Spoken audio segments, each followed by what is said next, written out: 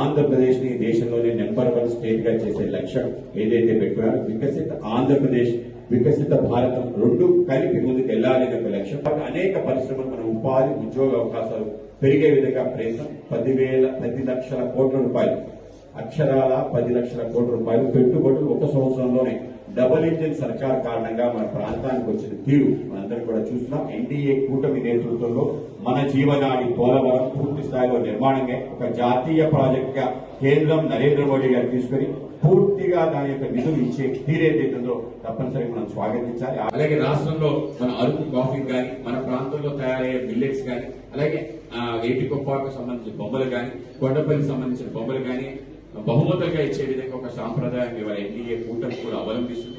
ఆ విధంగా రాష్ట్ర వ్యాప్తంగా ఉండే ఈ యొక్క అంశాలు కనుక అలాగే మన దగ్గర ఉండే వంటకాలు కాకినాడ కాజా గానీ తాపేశ్వర కాజా గానీ మన మాడుగుల హల్వా గానీ అలాగే బందర్ లడ్డు గానీ అలాగే అన్ని ప్రాంతాలకు ఒక విశేషమైన ఒక పాక సంబంధించిన ఒక అంశం లేదు. ఒక స్వీట్ గానీ ఒక వంట గానీ వాటిని కూడా మనం ముందుకు తీసుకెళ్లే ప్రయత్నం చేయడం ఇంకా ఖాదీ సంత ద్వారా మొత్తం రాష్ట్ర వ్యాప్తంగా మనం స్వదేశీ వైపు అడుగులు వేయాలి. వోకల్ ఫర్ లోకల్ అనే ఒక నినాదం మరింత బలోపేతం చేసి ముందుకు వెళ్లాలని చెప్పి నిర్ణయం తీసుకున్నాం.